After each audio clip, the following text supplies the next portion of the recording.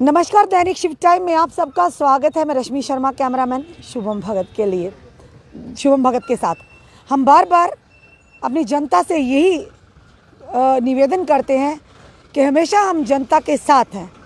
जनता की आवाज़ बनकर हमेशा सामने आते, चाहे वो आवाज़ प्रशासन तक पहुंचानी हो, यहाँ की सरकार को आईना दिखाना हो। बार बार हम यही कहते हैं, पर सवाल ये है कि आखिर दोहरा मापदंड क्यों? जहाँ पर बात आती है वीआईपी की या वीवीआईपी की, तो या फिर एक आम इंसान की, दोहरे कानून किस तरह से? आखिर क्यों कि जो कानून एक वीआईपी या वीवीआईपी के लिए, वही कानून एक आम इंसान के लिए भी होना चाहिए, ना कि एक आम इंसान के लिए अलग कानून, वीआईपी और वीवीआईपी के लिए अलग कानून। हम बात कर रहे हैं डॉक्टर निर्मल सिंह जी की, जो कि लगातार पिछले दिनों सुर्खियों में थे। और सुर्खियों में किस लिए थे वो आप भी जानते कि जेडीए द्वारा 8/11/2021 को एक नोटिस इशू होता है, और नोटिस फाइनल इशू होता है कि वो जो डॉक्टर निर्मल सिंह जी ने, जो कि आर्मी डिफेंस के पास जो अपना डिफेंस का एम्यूनिशन डिपो है, उसके पास जो अपनी जगह पर जो मकान बनाया, जो बिल्डिंग बनाई है, स्ट्रक्चर खड़ा किया है, वो टोटली इलीगल है और डिमॉलिश के आदेश थे। पर सवाल ये खड़ा होता है, क्या वाकई वो डिमॉलिश हुआ? आज 7 दिसंबर है और इस समय हम जम्मू कश्मीर लद्दाख हाई कोर्ट के प्रीमिसेस में, और हमारा यहाँ आने का मकसद ये था कि डॉक्टर निर्मल सिंह जी ने 7 तारीख तक स्टे ऑर्डर लिया था। यानी उस स्ट्रक्चर को कोई भी हाथ नहीं लगाएगा, कुछ भी उस पर गतिविधियां नहीं हो, जैसा है वैसा ही रहेगा। यानी कि अगर डॉक्टर निर्मल सिंह जी ने स्टे ऑर्डर लिया है तो स्टे ऑर्डर को डिपार्टमेंट भी मानता है, हर कोई मानता है। अगर वही स्टे ऑर्डर आम जनता ने लिया होता, उनकी दुकानें, उनके मकान, उनके बिजनेस तोड़ फोड़ कर बिल्कुल उनको नस्तो नाबूद कर दिया जाता है। यही मकसद था हमारा यहाँ आने का, क्योंकि शुरू से लेकर आज तक हम इस केस को फॉलो अप कर रहे हैं और आज भी इसी केस की तारीख थी, उसी के चलते। और जिस व्यक्ति ने, जिस एडवोकेट ने इस इशू को उठाया था कि आखिर ये दोहरा मापदंड क्यों, सच्चाई क्या थी, वो सामने लाई थी और लगातार उस केस को फॉलो कर रहे हैं। और इस समय हमारे साथ खड़े मुजफ्फर अली शाह, जिन्होंने आरटीए के माध्यम से ये सारी सच्चाई हमारे तक पहुँचाई और हमने अपनी व्यूवर्स, अपनी जनता तक लाई थी। चलिए जानते हैं कि आज की तारीख में क्या हुआ। क्या आज की तारीख में ये हुआ कि जेडीए ने कहा कि डिमोलिश कर दिया जाए, कोई ऑप्शन नहीं या कुछ और है? चलिए जानते हैं। मुजफ्फर जी, आपका फिर से बहुत बहुत स्वागत है। बहुत बहुत शुक्रिया आपका जनाब। मुजफ्फर जी, आज तक का निर्मल सिंह जी ने स्टे लिया था, पर विडम्बना की बात है, वही हम बार बार कहें, अगर किसी आम व्यक्ति ने स्टे लिया होता, जीएमसी या जेडीए आता है, तो वो स्टे को नहीं मानते हैं। ये बड़ी बात है। आप दाव-पेश कानूनी अच्छी तरह से जानते हैं, हम तो नहीं, बड़ी हम तो इतनी वाकिफ़ नहीं, पर आप ज़्यादा वाकिफ़ हैं। तो एक आम इंसान के साथ और एक वीआईपी के साथ इस तरह का दोहरा ट्रीटमेंट कैसा, दोहरा मापदंड क्यों? जी बिल्कुल, आपने ये बात सही कही है कि अगर कोई और यहाँ पे आम बंदे का घर होता या किसी और की झुग्गी झोंपड़ी होती, तो बहुत पहले का ये बुलडोज़र चल चुका होता और झोंपड़ी तोड़ी जाती और नोटिस भी शायद उसके बाद आता। इस केस में सिर्फ ये है कि डॉक्टर निर्मल सिंह साहब की जो वाइफ हैं, उन्होंने अपील फाइल की है।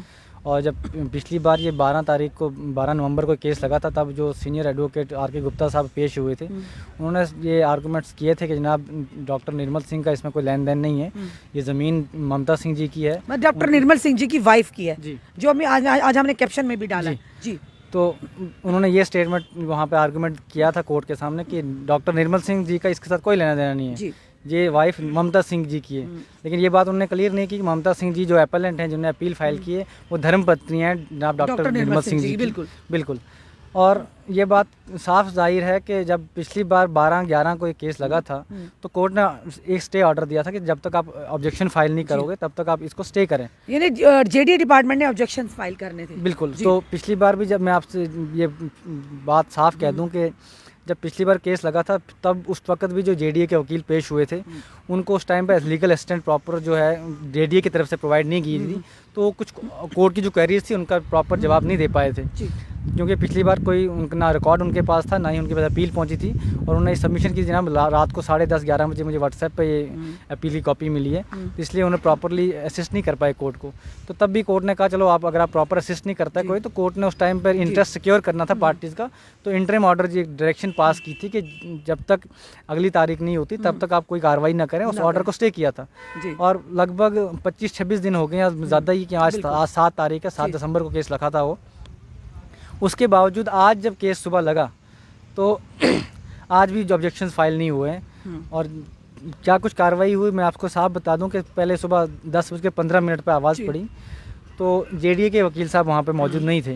जी। हालांकि जेडीए के जो लीगल अफसर हैं वो मैडम वहाँ पे आई थी। उन्होंने कहा कि हमने ऑब्जेक्शंस जो है आदर्श शर्मा साहब के पास, जो वकील हैं जेडीए के, उनके पास भेजे, उन्होंने साइन करके वापस भेजने हैं, तो हम फाइल करेंगे। तो कोर्ट ने मैटर पास आउट किया, आधे एक घंटे का वेट किया, बाद तब तक बाकी केस हुए। आधे घंटे के बाद फिर दोबारा केस उठाया गया। उस टाइम फिर सबमिशन की मैडम ने कि हमने अपने जो वकील साहब हैं उनको कांटेक्ट करने की कोशिश की है, वो हाई कोर्ट में बिजी हैं इसलिए वो फ़ोन अटेंड नहीं कर पा रहे। ऑब्जेक्शन उनके पास हैं, वो जो ही वहाँ से फ्री होते हैं ऑब्जेक्शन भेजते हैं, हम फाइल करेंगे। कोर्ट ने फिर तीसरी बार के लिए पास रख दिया मैटर, और फिर 11:30 बजे करीब जो है ये फाइल फिर उठाई गई। तब उन्होंने फिर सबमिशन की कि जनाब आदर्श शर्मा साहब जो वकील हैं जेडीए के, उनसे कांटेक्ट नहीं हो पा रहा है, वो हाई कोर्ट में शायद डीवी में आर्ग्यूमेंट कर रहे हैं, और ना ही उनकी तरफ से कोई यहाँ पे हमारे पास बंदा आया जो ऑब्जेक्शन फाइल करे। तो इसलिए उन्होंने रिक्वेस्ट की कोर्ट से कि हमें 2 दिन का टाइम दिया जाए ताकि हम 2 दिन के बाद ऑब्जेक्शन फाइल करें। तो कोर्ट ने इस बात को मद्देनज़र रखते हुए कि चलो जो रिक्वेस्ट कर रहे हैं, और इस बात को शायद ये ध्यान में रखते हैं कि शायद एक अपॉर्चुनिटी और देनी चाहिए जेडीए को अपने एक्शन को डिफेंड करने के लिए, तो अब 14 तारीख को ये केस रखा है। जी, अब 14 तारीख बिल्कुल 7 दिन का टाइम दिया है। 14 तारीख को केस है, 14/12 को, और 14/12 को कोर्ट ने ऑर्डर किया है कि तब तक के लिए जो इंटरिम डायरेक्शंस है वो कंटिन्यू रखेंगी, मतलब कोई भी छेड़खानी नहीं होगी जी। और साथ में जेडीए को हदायत हुई है जो लीगल अफसर हैं कि आप अपने वकील को भी पेश करें और साथ में ऑब्जेक्शंस पेश करें, और साथ में ये भी कहा है कि जो रिकॉर्ड है इस केस का वो भी पेश करें। जी मुजफ्फर जी, एक बड़ी ही विडंबना की बात है, क्योंकि आप जैसे वकील जो हैं, आप जैसे लोग जो हैं, जो समाज में सबको बराबरी से देखना चाहते हैं, और आप ना पर्सनल जानते हैं निर्मल सिंह जी को, ना हम जानते हैं, पर एक मैसेज समाज में क्रिएट करना चाहिए कि अगर कानून है तो सबके लिए बराबर है, अगर कोई रूल्स फॉलो करने चाहिए तो वो दोनों को बराबर, आम इंसान को और वीआईपी को, एक ब्यूरोक्रेट्स को, एक मिनिस्टर अगर हो, अगर कोई ऑफिसर हो, उनको भी करने चाहिए। पर यहाँ पर आकर थोड़ा कहीं ना कहीं हमारा जो विश्वास है वो डोल जाता है कि ऐसा नहीं हो रहा। जो आप जिस तरह से दोहरा मापदंड की बात, अभी हाल ही में हमने नानक नगर की बात करें तो एक प्रेम एंड कंपनी को किस तरह से डिमोलिश किया गया, आपने वो खबर भी देखी होगी। लोगों ने धरना, इवन के चैम्बर ऑफ कॉमर्स के जो टीम थी वहाँ पर मौजूद थी, वेयर हाउस एसोसिएशन के जो प्रधान हैं वो भी वहाँ पहुँचे थे, क्योंकि कहीं ना कहीं लगा था कि जेएमसी ने गलत किया है, कोई उनको आदेश नहीं मिला। आप बाद में क्या वो अपने दृष्टिकोण से रखते हैं वो बात की बात है, पर फिलहाल उन्होंने बात नहीं सुनी उनकी। यानी कि जब भी एक आम जनता की बात आती है तो इसको बड़ा ही सीरियस और गंभीर तरीके से लिया जाता है, चाहे वो एक चाय वाला हो, चाहे किसी की छोटी सी दुकान हो, चाहे किसी की झुग्गी झोंपड़ी हो। यानी उस समय जेडीए बड़ा एक्टिव हो जाता है, या जम्मू म्यूनसिपल कॉरपोरेशन बड़ी एक्टिवनेस दिखाते हैं, सतर्कता दिखाते हैं, नहीं जी ऐसा गलत है, इस पर एक्शन होना चाहिए। तो जब इनकी बारी आती ब्यूरोक्रेट्स की, वीआईपीज़ की, वीवीआईपीज़ की, तो इनके वो जो एक्शन होता है वो धीमा क्यों हो जाता है, ये आज तक हमें भी समझ नहीं आया।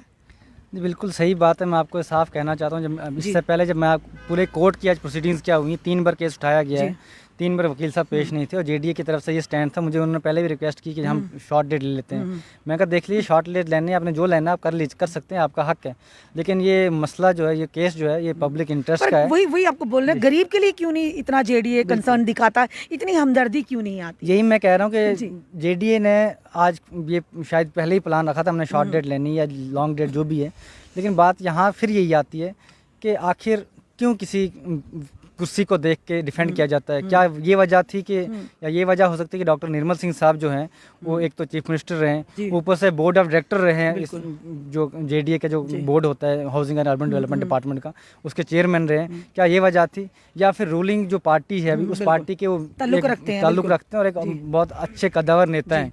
क्या ये सारी वजूहत हैं जिस वजह से जेडीए इनको डिफेंड करना चाहती है, बचाना चाहती है? और साथ में ये मैं सब जनता को कहना चाहता हूँ कि अगर कानून सबके लिए बराबर है तो फिर कानून ये कहता है कि इक्वलिटी फॉर लॉ, कॉन्स्टिट्यूशन जो हमारा आईन कहता है कि चाहे बड़ा कोई हो, कोई छोटा हो, कानून सबके लिए बराबर है। और आप एग्जांपल देख सकते हैं, चीफ मिनिस्टर तो यहाँ जम्मू कश्मीर के हैं, लेकिन पी चिदम्बरम साहब पूरे देश के जो है फाइनेंस मिनिस्टर रहे थे।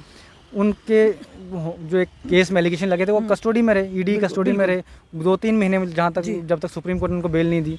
तो जब एक होम मिनिस्टर लेवल के या फाइनेंस मिनिस्टर लेवल के आप बंदे को अरेस्ट करते हैं, फिर एक फॉर्मर डिप्टी चीफ मिनिस्टर, अभी तो वो नहीं है, तो फॉर्मर डिप्टी चीफ मिनिस्टर अगर बंदा गलत करता है तो आप उनके खिलाफ कार्रवाई क्यों नहीं कर रहे? अगर कार्रवाई करते हैं फिर आप अपने एक्शन को डिफेंड क्यों नहीं कर रहे? फिलहाल तो 2017 से लेके आज तक उन्होंने कार्रवाई नहीं की। और जब क्वेरी ये कोर्ट ने पिछली बार पूछी थी कि आप ये 2017 से पहले कंस्ट्रक्शन है, तो उसका जवाब इन्होंने नहीं दिया। उन्होंने कहा ये सब्जेक्ट टू वेरिफिकेशन है, जबकि पहली चिट्ठी जो है वो अक्टूबर 25 को इंडियन आर्मी ने लिखी थी 2017 में, जहाँ भी कंस्ट्रक्शन यहाँ शुरू हुई है, ये इलीगल कंस्ट्रक्शन है, जो कंस्ट्रक्शन कर रहे हैं इनके खिलाफ FIR लगाई जाए और कंस्ट्रक्शन रोकी जाए। अक्टूबर 2017 के बाद आज तक वो कंस्ट्रक्शन चलती रही, घर बन भी गया, घर में लोगों ने प्रवेश, जहाँ बड़ी बड़ी बातें करते सुरक्षा बलों की, तो उनकी भी खिलाफ जाकर रही किया। तो आप देख लीजिए, आप स्टेटमेंट 2017 के या 18 के स्टेटमेंट निकले। डॉक्टर निर्मल सिंह साहब ने ये स्टेटमेंट दिया है, पहले पब्लिक नेता होंगे जिन्होंने ये स्टेटमेंट कहा है कि इंडियन आर्मी जनता को तंग करती है। जनता कौन थी इसमें? निर्मल सिंह साहब खुद थे, उनके खिलाफ नोटिस इशू किया था, उन्होंने एक्शन लिया था, लेकिन उन्होंने स्टेटमेंट दिया कि इंडियन आर्मी जो है जनता को तंग करती है। तो इनमें और महबूबा मुफ्ती में क्या रह गया फर्क? अगर महबूबा मुफ्ती के खिलाफ ये आवाज़ उठाते हैं, वो कहती हैं हमारी सुरक्षा बलों पर, हम हमारी जम्मू कश्मीर पर एलिगेशन लगाते हैं, फिर इनमें तो उनमें क्या फ़र्क? अगर हमारे सुरक्षा बलों, हमारी आर्मी पर या डिफेंस पर इस तरह के इन्होंने इल्ज़ाम लगाए, तो फिर उनमें क्या फ़र्क रह गया? बिल्कुल, ये नेशनल लेवल की न्यूज़ थी उस टाइम पे, इन्होंने कहा था। अब फ़र्क क्या है, जनता तय करेगी कि अगर महबूबा मुफ्ती जी या कोई दूसरा लीडर ये बयान देता है तो उसमें क्या रिएक्शन होता है जनता का। और जब ये लीडर, भाजपा के जो लीडर हैं, अगर ये स्टेटमेंट देते हैं तो जनता इसको किस तरह से देखती है? जनता को तय करना है, क्या ये सब एक ही। मुजफ्फर जी, क्या लगता है इसमें निष्पक्षता से हमारे जो न्यायालय पर विश्वास है, वो तो पूरे देश की जनता करती है, विश्वास करती है अपनी जुडिशरी पर, क्या लगता है आने वाले समय में सही एक्शन होगा? देखिए, कोर्ट कागजों पे कार्रवाई करती है, कोर्ट के सामने तो सब बराबर हैं, कोर्ट कानून का पालन करती है, कोर्ट कोशिश करती है कि कानून के हिसाब से, चाहे कोई छोटा कोई बड़ा हो, लेकिन कानून के सामने सब बराबर हैं।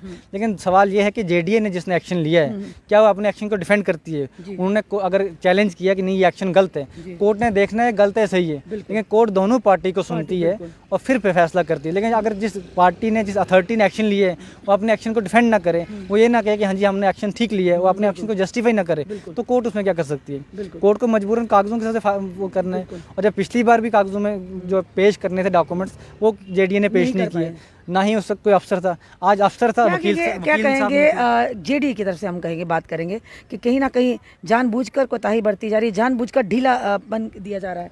देखिए, JDA के अफसर, जहाँ तक मुझे लगता है, कुछ मजबूरियाँ रही होंगी, प्रेशर रहा होगा या कुछ जो इन्फ्लुएंस है इस वजह से। सरकार की बात करें, पार्टी तो उन्हीं की रूलिंग है इस समय, डॉक्टर निर्मल सिंह जी की। देखिए, इतना दबदबा तो बनता ही है ना। और साथ में एक बात बिल्कुल साफ मैं कह दूं कि इस वक्त आप देख लें कि पिछले 2-3 महीनों से लगातार टर्मिनेशन की न्यूज़ आ रही है। कहीं IAS अफसर को किया टर्मिनेट, कहीं KS अफसर को टर्मिनेट कर दिया, किसी पटवारी को, किसी टीचर को, किसी प्रिंसिपल को।